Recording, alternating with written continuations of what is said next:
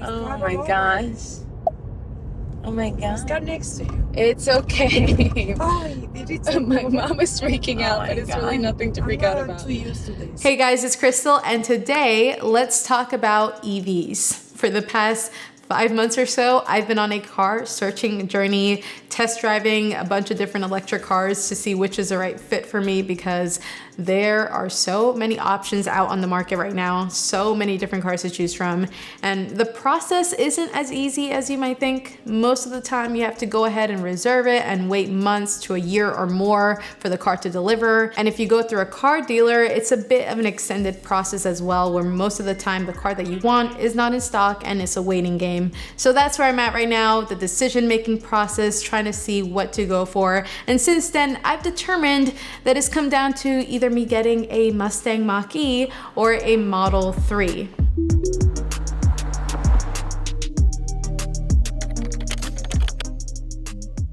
So my very first car that I got to call my own was actually very similar to the one that I'm in right now. It was a black 2015 Toyota Prius. It was actually passed down from my parents, and I loved everything about that car. I love the size and the space that you got with the hatchback. I love that it was hybrid, so half electric, half on gas. We're all about that eco-friendly lifestyle as much as we can be.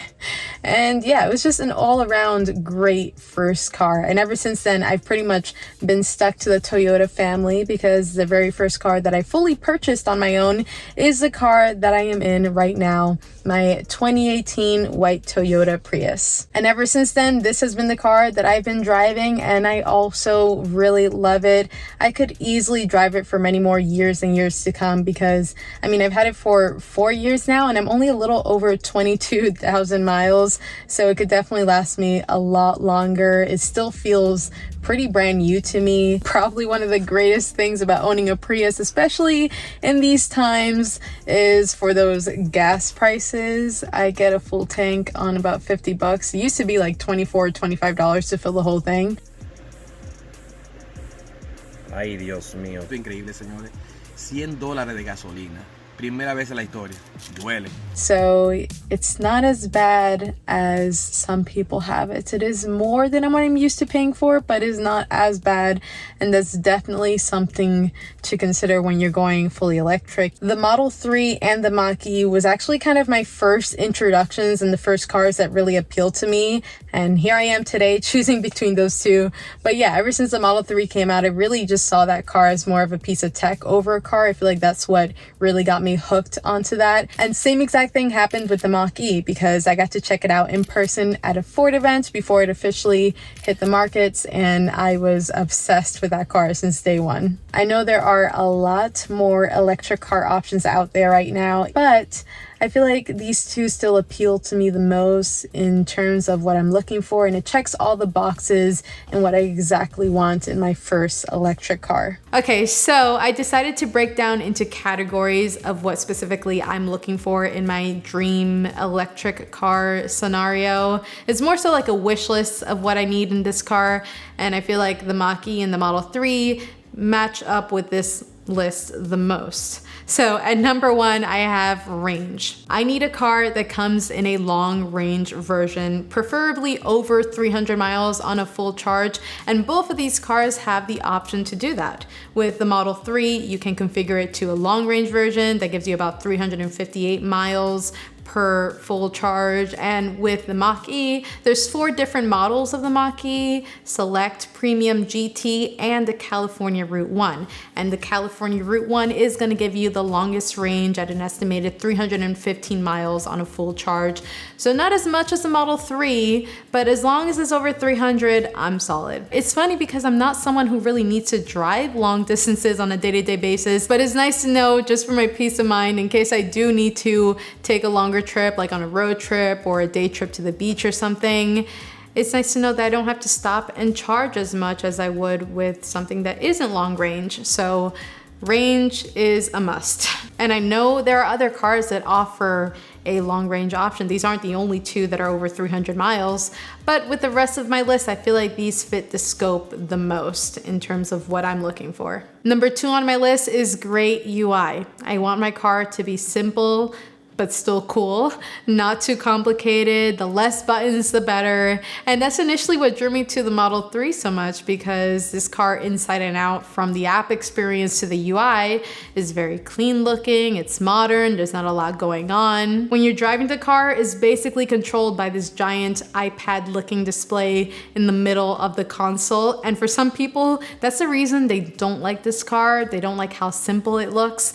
But for me, that's definitely something that drew me towards it. On the other hand, with the Mach-E, kind of a very similar setup over here with an iPad looking display right smack in the middle. This one's vertical instead of horizontal on the Model 3, but very clean, similar looking interior. It has a little more going on because there's also a little display on the dash in front of the driver, but still, you know, very clean looking. Love it. In terms of functionality though, with the interface, what it's like using it on a daily basis, how smooth it is, what this display is actually capable of, that I'm still waiting to find out. So definitely stay tuned in a follow-up video, because I will be living with the Mach-E for an entire week, where I'll just get to use it on a daily basis and know what it's like. We're really gonna dive into Mach-E life and experience it in its full form. And by the end of that video, I'm definitely going to have a car decision fully made. But until then, stay tuned. Number 3 on my list is looks.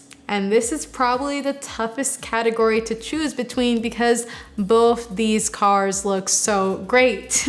They're both great looking cars. In choosing these cars, you know, I want an electric car that looks good. Honest opinion though, when you see both these cars side by side, I feel like the Mach-E is definitely the more interesting one, but I don't know if I'm just saying that because Model 3s are literally everywhere, especially if you live in California. You can't go 5 to 10 minutes without seeing one. So maybe in my head it's just like, oh, this car has become basic and everyone has one, so it's not as interesting looking, but it's still a very nice looking car. Literally, New York is using them as taxis. I was in Cupertino not too long ago for the Apple event, and every Uber that I took was a Model 3. I think only one of them wasn't. But truthfully, when it comes down to it, I don't really care that they're all over the place. With the Mach-E though, every time I see one out in the wild, I just think it's so striking and beautiful. Even though it's not as uncommon as you would think in Southern California, like you will run into them from time to time, but something about the silhouette of this car is just so pretty to me. If I were to go with the Mach-E, I would definitely go with the star white metallic color, I believe it's called, because it reflects so beautifully in the sun from what I've seen. If it's the one that I got to drive, it has just like these nice silver tones to it. And this is why I'm so torn, because one is smaller, one is bigger. Everything about the exterior is completely different in terms of shape and body, but at least I know no matter which one I go with, I'm gonna absolutely love the look of either. One thing I will say when it comes to looks that they both share is the fact that they both have a glass sunroof.